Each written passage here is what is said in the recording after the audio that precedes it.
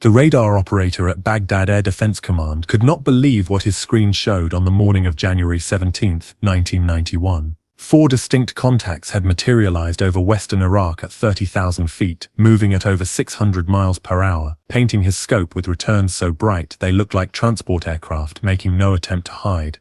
Captain Walid Massoud had trained on Soviet equipment for 8 years, and everything in his manual told him these American jets should have been invisible, mere ghosts at best on his radar display. The F-15 Eagles approaching Iraqi airspace were broadcasting their presence like airliners on a commercial route, and in the bunker 20 meters underground, Walid felt the first tremor of confusion that would define the next 43 days. His hand reached for the alert phone even as his mind processed an impossible contradiction. American pilots were supposed to fear Iraqi air defenses, yet these 4 contacts flew straight toward the most heavily defended airspace in the Middle East, as if the integrated air defense network his Soviet advisors had called impenetrable simply did not exist. Within 90 seconds, 2 MiG-29 Fulcrums would scramble from Al-Taqadum Air Base to intercept, their pilots carrying with them 8 years of Soviet doctrine, countless hours in the simulator, and absolute confidence in an aircraft that represented the pinnacle of Russian aerospace engineering. The Americans kept coming, and Walid watched his screen with growing dread as he understood something his training had never prepared him to process. The F-15s wanted to be seen.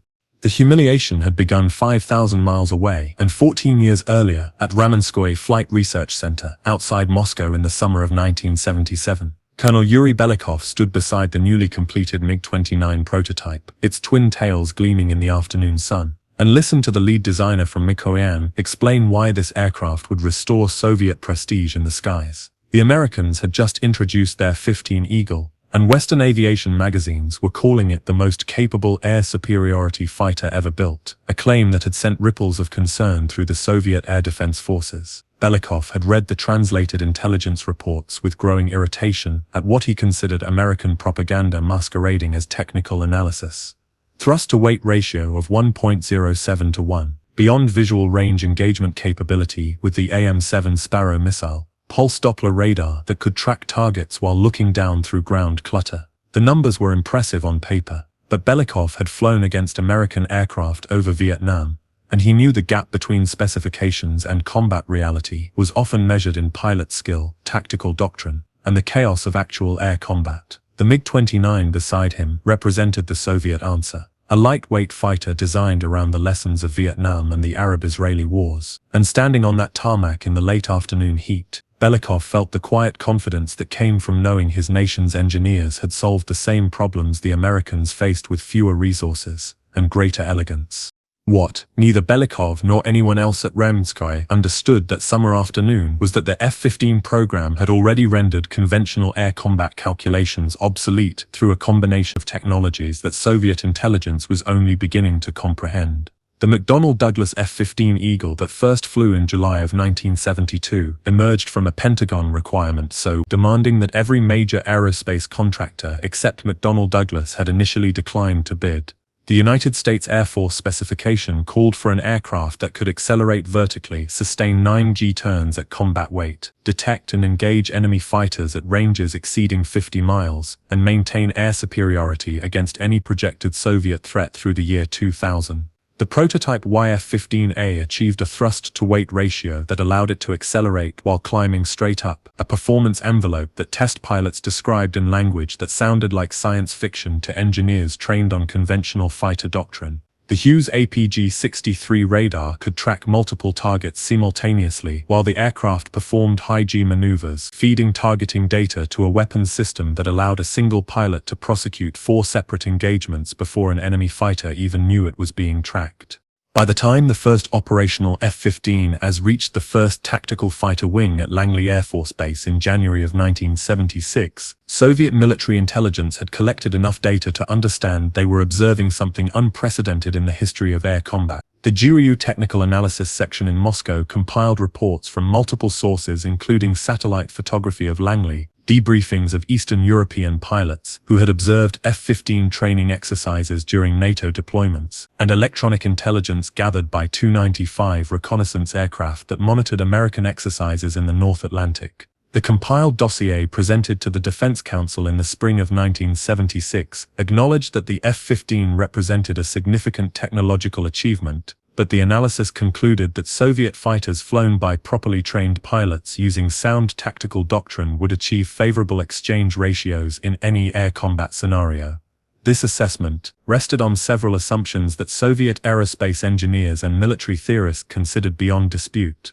American pilots were poorly trained compared to their Soviet counterparts. Western electronics were vulnerable to jamming, and real air combat would take place at visual range where pilot skill and aircraft maneuverability determined outcomes. The Defense Council approved accelerated development funding for both the MiG-29 lightweight fighter and the Su-27 heavy fighter, confident that Soviet engineering would close any temporary advantage the Americans might have achieved.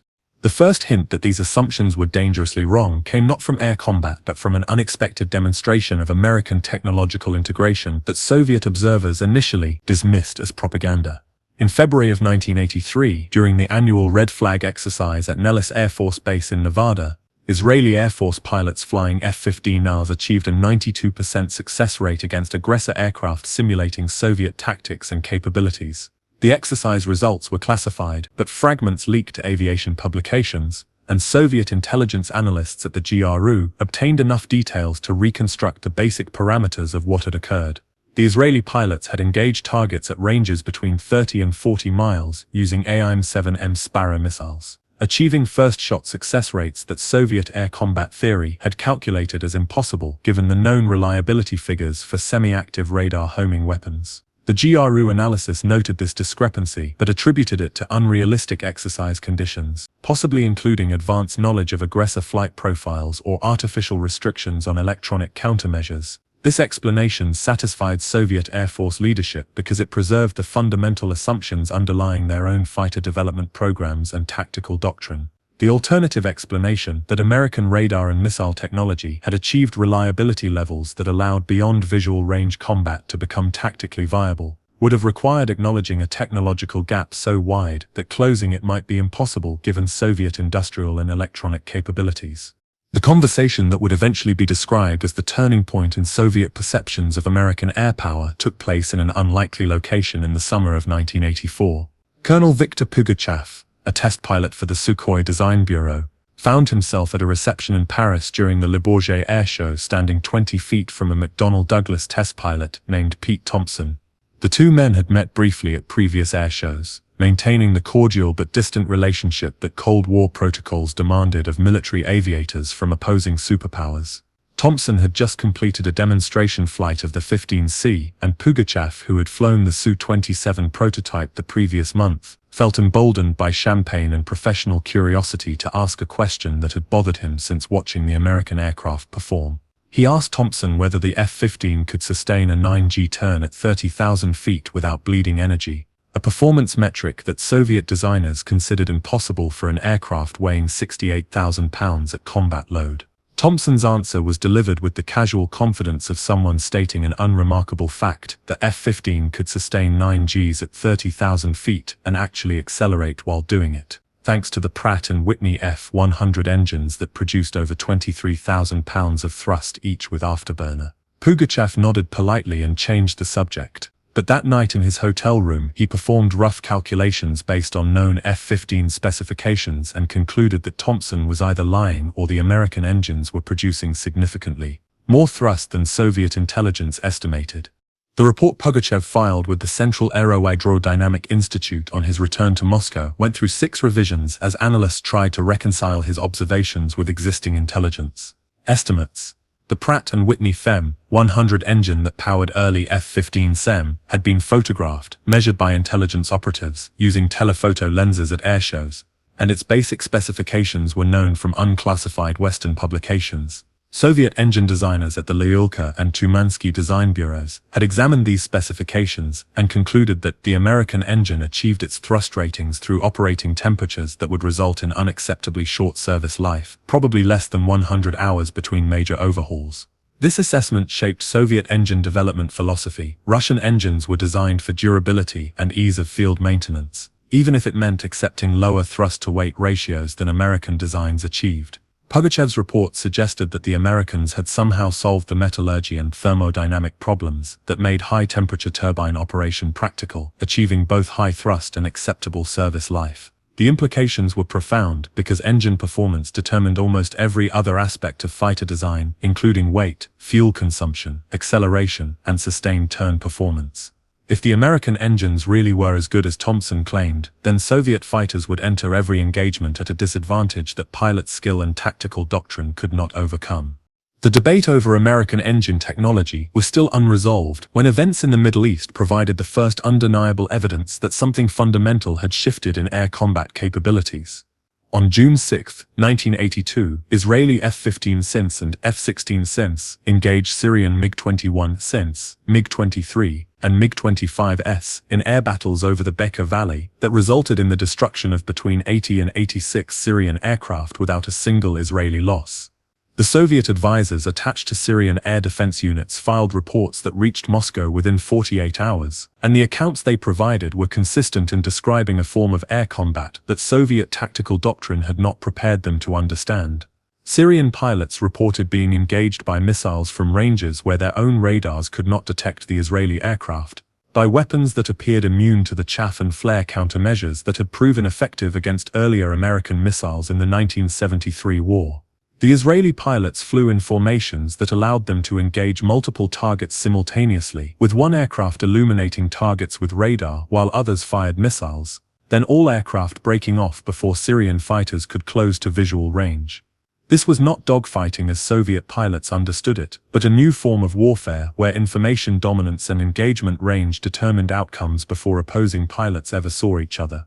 The formal analysis of the Bekaa Valley air battles prepared by the Soviet Air Force Academy in the autumn of 1982 acknowledged the scope of the Syrian defeat, but attributed it primarily to training deficiencies and tactical errors rather than technological inferiority. Syrian pilots had ignored Soviet doctrine calling for strict radio discipline, had failed to maintain formation integrity under pressure, and had not employed the vertical maneuvering tactics that Soviet advisors had emphasized in training. This assessment was technically accurate. The Syrians had made numerous tactical errors, but it missed the deeper reality that several Soviet pilots who had reviewed the engagement data recognized immediately. Major Anatoly Kvachua, an instructor at the Soviet Air Force Academy who would later become famous for his demonstration flying, circulated an unofficial analysis among his colleagues that asked uncomfortable questions about what had happened over Lebanon. Kvachua noted that Syrian pilots flying MiG-23s had been engaged and destroyed at ranges exceeding 30 kilometers by AM-7 Sparrow missiles. Despite the fact that the MiG-23's SAP-4 radar had a detection range against fighter-sized targets of only 40 kilometers, this meant Syrian pilots were being killed before their radars even detected a threat, turning the engagement into execution rather than combat. Kvachua's analysis concluded with an observation that his superiors chose not to include in the official assessment. If the Americans could reliably kill at beyond visual range, then every assumption underlying Soviet air combat doctrine was obsolete.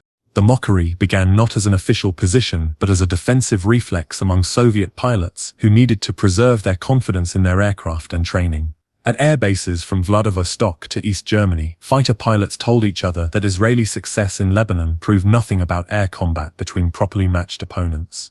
The F-15 had never faced the top-line Soviet fighters like the MiG-29 or Su-27, had never encountered pilots trained in Soviet tactics at Soviet flight schools, had never operated in the electronic warfare environment that Soviet ground-based systems could create. These arguments were emotionally satisfying and partially grounded in truth. Israeli pilots were among the best in the world, and Syrian training standards were widely considered inadequate, but they allowed Soviet aviators to avoid confronting the evidence that was accumulating from multiple sources. When the MiG-29 entered operational service with the Soviet Air Force in 1983, its pilots adopted a swagger that reflected genuine pride in a sophisticated aircraft combined with deliberate dismissiveness toward Western fighters that served psychological needs as much as tactical assessment. The 176th Guards Fighter Aviation Regiment at Baku was the first unit to receive the new fighter, and within months, its pilots were telling visitors that the MiG-29 could outturn, outclimb, and outfight any American aircraft in service. The F-15 was heavy, they said, a big twin-engine brute that might look impressive on paper but would be helpless against the instantaneous turn rate and low-speed agility that the MiG-29's aerodynamic design provided. What Soviet pilots could not know, and their intelligence services had failed to fully appreciate, was that American tactical doctrine had evolved to make the kind of turning fight where the MiG-29 excelled increasingly irrelevant to actual combat outcomes. The F-15 pilots of the 1st Tactical Fighter Wing at Langley had by 1985 developed engagement profiles that assumed beyond visual range intercepts as the primary mission, with visual range combat relegated to a backup option if initial attacks failed. Captain Rick Tellini, who would later become one of the most respected aggressor pilots in the United States Air Force, flew F-15s during this period, and later described the tactical philosophy in an interview. American pilots assumed they would detect enemy fighters first, engage first, and kill first, with the entire engagement potentially lasting less than 2 minutes from detection to destruction. This approach required extraordinary coordination between radar operators on AWACS aircraft, individual F-15 pilots, and electronic warfare support aircraft that jammed enemy radars while allowing American systems to operate freely. The level of integration required was something Soviet forces had attempted but never achieved at scale, hampered by centralized command structures that made real-time coordination difficult and by electronic systems that were less reliable than their American equivalents. Soviet pilots trained for one-on-one combat or at most 4 versus 4 engagements, while American pilots routinely practiced scenarios involving dozens of aircraft coordinated through data links and AWACS control. This difference in scale and complexity meant that even if Soviet and American aircraft had been exactly equal in performance, American pilots would have entered combat with situational awareness advantages that Soviet tactical doctrine could not counter. The institutional resistance to acknowledging this capability gap became clear during a series of intelligence briefings in Moscow in the spring of 1986. The Guru had by this time compiled an extensive technical dossier on the F-15 based on analysis of Western publications, satellite reconnaissance of American air bases, electronic intelligence gathered during NATO exercises, and debriefings of Eastern European pilots who had observed F-15 operations. The dossier included detailed specifications, maximum speed of Mach 2.5 at altitude, combat radius of over 650 miles with conformal fuel tanks, service ceiling above 60,000 feet, and an APG-63 radar that could track targets at ranges exceeding 100 miles, while simultaneously guiding missiles against multiple targets. The report noted that the F-15 had achieved an operational readiness rate above 75%, meaning that 3/4 of the Air Force's F-15 fleet was mission-capable at any given time, a figure that Soviet maintenance practices rarely matched. Perhaps most concerning, American production efficiency had allowed McDonnell Douglas to build F-15s at a rate that kept unit costs relatively stable even as complexity increased, with over 800 aircraft delivered by 1986 compared to fewer than 400 MiG-29s produced in the same time frame. The briefing officer presenting this data to assembled Air Force generals concluded his presentation with an assessment that American quantitative and qualitative advantages were likely to persist for the foreseeable future, barring either major increases in Soviet defense spending or significant technical breakthroughs in radar and engine technology. The room received this conclusion in silence, and no follow-up briefings on the subject were requested. The technological reality that Soviet analysts struggled to accept was unfolding in American fighter squadrons through incremental improvements that widened the capability gap with each passing year. In 1985, McDonnell Douglas began delivering the F-15C variant with improved APG-63 radar, increased internal fuel capacity, and compatibility with the new AIM-120 AMRAAM active radar missile that would allow pilots to engage multiple targets without maintaining radar lock throughout the missile's flight. The AMRAAM represented a paradigm shift in air combat because it eliminated the requirement for the launching aircraft to illuminate the target until missile impact, allowing F-15 pilots to fire and immediately maneuver away or engage additional targets. Soviet designers were working on similar technology in the Vimpel R-77 missile, but technical challenges with miniaturized active radar seekers and solid-state electronics meant the weapon would not enter service until the mid-1990s. This 5 to 7 year technology gap was typical of the Cold War dynamic in avionics and guided weapons. Soviet designers understood the principles and could eventually replicate American capabilities, but chronic shortages of advanced components and quality control problems in electronics manufacturing meant Soviet systems entered service years later and with lower reliability. For the pilot sitting in an F-15C cockpit in 1987, this translated into concrete tactical advantages that would prove decisive in combat. He could detect enemy aircraft first, engage them at longer range with more reliable weapons, and do so while maintaining a level of situational awareness that Soviet pilots would not achieve until the next decade. The quiet confidence that Soviet fighter pilots maintained in public began to crack in private conversations as more of them were exposed to realistic assessments of Western capabilities. Captain Nikolai Zhukovsky, a MiG-29 pilot with the 120th Fighter Aviation Regiment stationed in East Germany, later described the cognitive dissonance of flying an aircraft he genuinely loved while reading intelligence reports that suggested it would be outmatched in combat against the F-15S base just 100 miles away at Bitburg Air Base. The MiG-29 was a beautiful aircraft to fly, Zhukovsky recalled, with handling characteristics that made aggressive maneuvering feel natural and an instantaneous turn rate that could reverse a pursuing aircraft's advantage in seconds. But the radar, the Phasotron N019 Topaz, had a detection range of only 45 miles against a fighter-sized target, and its ability to track multiple targets was limited compared to what Western pilots reportedly had in their cockpits.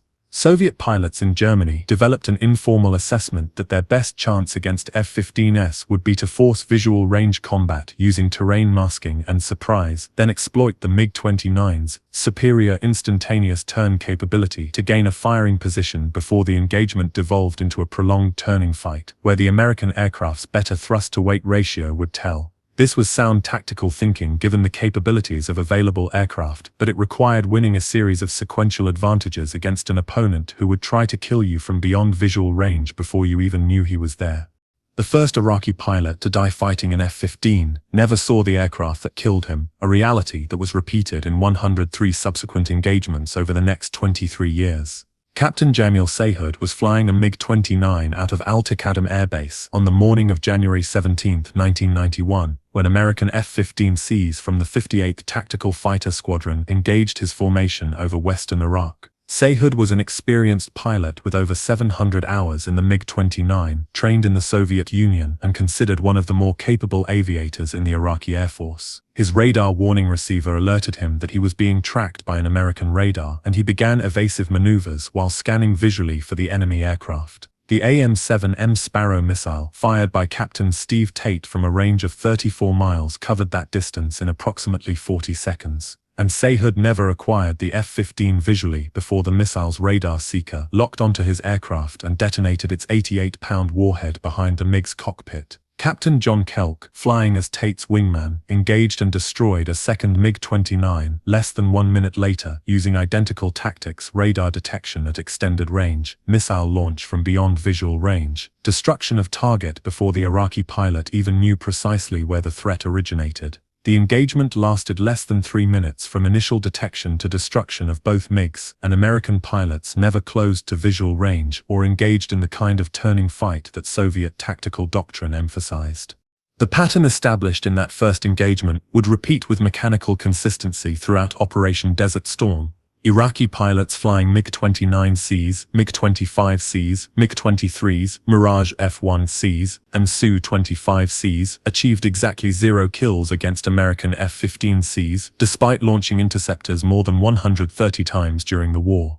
American pilots flying F-15Cs from the 33rd Tactical Fighter Wing, 36th Tactical Fighter Wing, and 58th Tactical Fighter Squadron destroyed 34 Iraqi aircraft in air-to-air combat, and post-war analysis revealed that none of those victories came from prolonged dogfighting, or the kind of visual range maneuvering combat that dominated fighter pilot training in the 1950s and 60s. The average engagement distance was 27 miles, well beyond the range where pilots could visually identify their targets without assistance from AWACS or their own onboard radar. Iraqi pilots who survived being engaged described the experience in terms that emphasized their complete tactical helplessness. They would receive warnings from ground-based radar controllers that American aircraft were in their area, then their radar warning receivers would indicate they were being tracked, and then missiles would appear from directions where visual scanning revealed no aircraft. Several Iraqi pilots ejected preemptively when they received missile warnings, choosing possible capture over certain death, an outcome that revealed the psychological dominance American beyond visual range capabilities had achieved. Soviet military observers attached to Iraqi air defense units during Desert Storm filed reports that reached Moscow with recommendations stripped of the institutional optimism that had characterized earlier assessments. Colonel Alexander Zuyev, who had defected to the West in 1989 but whose former colleagues remained in Soviet service, later described conversations with Russian advisors who had witnessed the dismantling of Iraq's integrated air defense system with something approaching professional despair. The Iraqi air defense network had been built on Soviet principles, using Soviet equipment including SA-2, SA-3, SA-6, and SA-8 surface-to-air missiles coordinated through a centralized command structure that Soviet doctrine considered the most effective approach to defending airspace. American aircraft had dismantled this system in less than 48 hours through a combination of electronic warfare, anti-radiation missiles, precision bombing, and fighter sweeps that destroyed radar sites, command bunkers, and communication nodes faster than Iraqi operators could respond.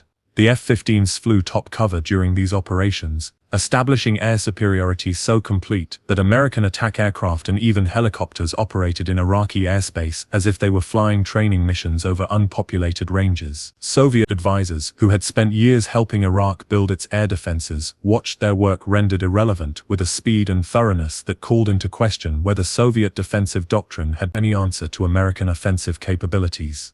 The tactical advantage that American pilots enjoyed extended beyond technology into training systems that produced aviators with situational awareness and decision-making capabilities that Soviet pilot training did not emphasize. American fighter pilots in 1991 typically had over 250 hours of flight time per year, much of it in demanding scenarios that simulated beyond visual range combat against multiple targets. The Red Flag exercises at Nellis Air Force Base had by this time evolved into realistic simulations of air warfare that included AWACS integration, electronic warfare, and surface-to-air missile threats, allowing pilots to experience the sensory overload and decision-making pressure of combat before they ever deployed. Soviet and Iraqi pilots received far less flight time, typically under 150 hours per year, and much of that was devoted to basic proficiency rather than complex scenario training. This training differential meant that American pilots entered Desert Storm having already mentally rehearsed the exact scenarios they would encounter, while Iraqi pilots were experiencing beyond visual range combat for the first time under conditions of maximum stress. The performance gap this created was as significant as any hardware advantage, because even a pilot in an inferior aircraft can achieve kills if he understands the tactical situation and makes sound decisions under pressure. Iraqi pilots, through no fault of their own, lacked both the training and the situational awareness tools that would have allowed them to exploit any potential advantages their aircraft possessed. The propaganda value of the F-15's performance in Desert Storm was not lost on American defense planners or their Soviet counterparts. Between January 17 and February 28 of 1991, American F-15 pilots achieved 34 air-to-air kills without suffering a single loss to enemy aircraft, a combat record unprecedented in the jet age. The McDonnell Douglas Public Relations Department worked with Air Force public affairs officers to publicize these victories, releasing information about individual engagements, naming successful pilots when security permitted, and emphasizing the technological superiority of American fighters. The message was aimed as much at potential adversaries as at American taxpayers, and it was received clearly in Moscow, where military analysts were already struggling with the implications of what they had witnessed. The Gorbachev government was by early 1991 focused on internal reform and had neither the political will nor the economic resources to respond to the American demonstration of air power superiority. The Soviet defense industry was collapsing as state orders declined and funding disappeared, and programs that might have narrowed the technology gap with American systems were being cancelled or indefinitely delayed. The F-15's performance in Desert Storm arrived at a moment when Soviet military planners were least capable of mounting a response, reinforcing a sense of technological inferiority that would influence Russian defense priorities for the next 2 decades. The pattern of F-15 victories continued in subsequent conflicts with the same lopsided results that Desert Storm had established. On January 17, 1993, American F-15 saw, enforcing the no-fly zone over Iraq, engaged and destroyed an Iraqi MiG-23 that had violated the restriction. On December 27, 1992, an F-15 shot down another MiG-23 under similar circumstances. Between 1991 and 1999, American F-15 pilots destroyed 9 more Iraqi aircraft without loss, each engagement following the pattern of beyond visual range detection followed by missile launch at ranges where Iraqi pilots could not effectively respond. The air forces of former Soviet client states watched these engagements with growing recognition that the fighter aircraft they had purchased from Moscow were tactically obsolete in conflicts against Western forces. This realization extended beyond the Middle East as countries in Eastern Europe and Asia began seeking partnerships with NATO and acquiring Western weapons systems, a shift in allegiance driven partly by political factors but substantially influenced by the demonstrated combat effectiveness of American fighters. The philosophical problem that 15 victories created for Russian military theorists went deeper than simple recognition of technological inferiority. Soviet air combat doctrine had been built on assumptions about how fighters would be used in a future war. Large formations would meet in air battles over Central Europe. Visual range combat would be common because electronic warfare would degrade radar effectiveness, and pilot skill combined with aircraft maneuverability would determine outcomes in these turning fights. The F-15's combat record suggested that all these assumptions were wrong. Air battles in the 1990s were small, typically involving 2 to 8 aircraft rather than the massive formations Soviet planners envisioned. Electronic warfare enhanced rather than degraded American radar effectiveness through a combination of jamming, data links, and frequency agility that Soviet electronic warfare theory had not anticipated. Pilot skills still mattered, but primarily as the ability to manage information, make rapid decisions based on incomplete data, and execute coordinated attacks with other aircraft. All skills that Soviet training systems emphasized less than individual maneuvering proficiency. Russian Air Force planners in the mid-1990s who tried to reform their service to address these realities confronted institutional resistance from commanders whose careers had been built on the old doctrine and budgetary constraints that made implementing new training methods nearly impossible. The clearest evidence of Russian recognition that the 15 represented a level of capability they had not matched came not from official statements but from actions taken to avoid direct confrontation. During the Kosovo conflict in 1999, Serbian air defenses were supported by Russian advisors and operated advanced systems including the S-125 and SA-3 surface-to-air missiles. American F-15s flew combat air patrols over Kosovo throughout the conflict, and Yugoslav pilots were ordered to avoid engagement with them. The Yugoslav Air Force flew limited sorties, primarily at night and at low altitude, and only when intelligence suggested American F-15s were not in position to intercept. This caution reflected a tactical reality that Yugoslav commanders understood clearly. Engagement with F-15s meant destruction without a meaningful chance of mission success or even personal survival. The decision to avoid air-to-air combat allowed Yugoslav pilots to preserve their small force of MiG-29s, but it also meant ceding control of the airspace to NATO and accepting that ground operations would be conducted under constant air attack. Soviet doctrine in the 1970s and 80s had assumed that fighters could contest airspace even against a more capable opponent through numbers, tactics, and acceptable losses in exchange for attrition of enemy forces. The Yugoslav Air Force's decision to avoid combat rather than accept those losses marked an acknowledgement that air combat mathematics had changed. Losses would not be acceptable because they would be total, and attrition of American forces would be zero. The final air-to-air victory for the F-15 came on January 1999, when American pilots enforcing the no-fly zone over Iraq engaged and destroyed 2 MiG-25 Foxbats. The MiG-25 was a high-speed interceptor designed in the 1960s specifically to counter American strategic bombers and reconnaissance aircraft, and it could achieve speeds above Mach 3 at high altitude. The 2 Iraqi pilots flying that day attempted to use that speed advantage to escape after being detected, accelerating to supersonic speed and diving toward lower altitude where they believed ground-based radar coverage might provide protection. Captain Jeff Wang, flying an F-15C, fired 2 AIM-120 AMRAAM missiles that tracked both MiG-25s through their evasive maneuvers and destroyed them before they could reach the sanctuary of Iraq's southern air defenses. This engagement demonstrated the maturity that American air-to-air technology had achieved by the late 1990s.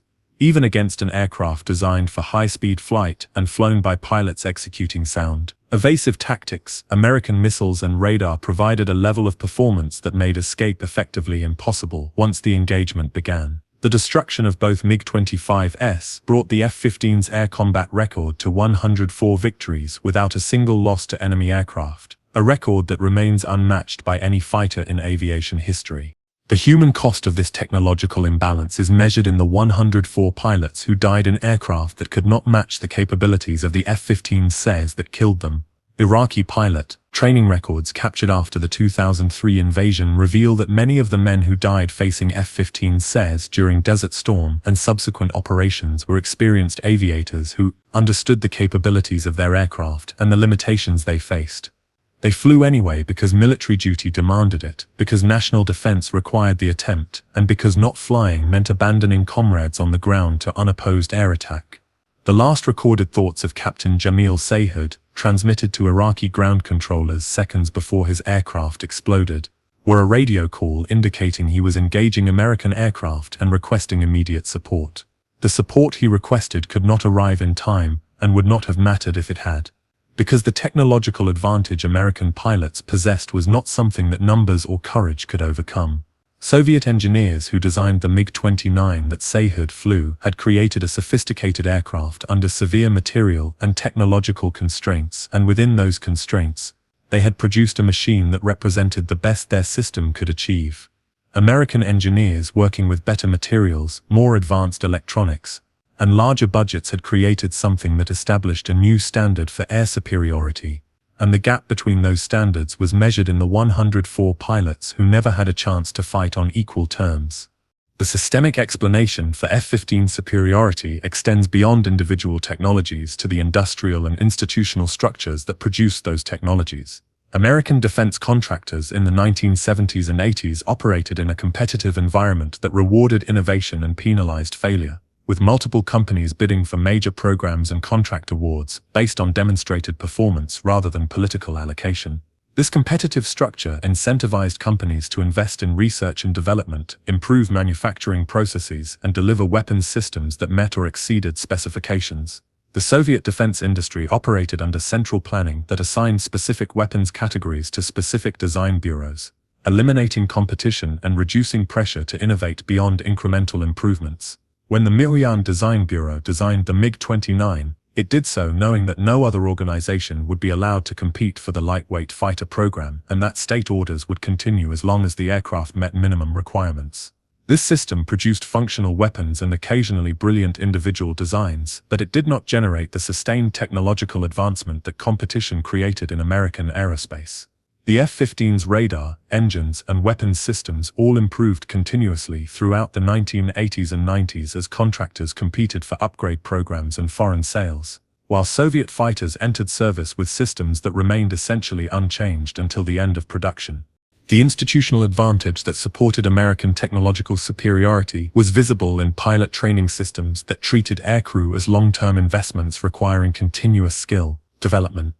American fighter pilots in 1991 had typically spent 4 years in undergraduate pilot training and fighter qualification before arriving at operational squadrons, followed by continuous training that included weapons school, aggressor assignments, and regular participation in large-scale exercises. The Air Force invested over $1 million in training each fighter pilot, and that investment continued throughout a career that might span 20 years. Soviet and Iraqi pilots received initial training that was shorter and less intensive, typically 18 to 24 months from entry into pilot training to arrival at operational units, followed by less flying time and fewer opportunities for advanced training. This difference meant that American pilots entered combat with skills that had been developed over years of deliberate practice in realistic scenarios, while their opponents were flying with less experience and fewer mental models for the situations they encountered. The combat record reflected this training differential as much as any hardware advantage, because modern air combat requires split-second decisions based on incomplete information, and making those decisions reliably requires thousands of hours of training in environments that simulate combat stress.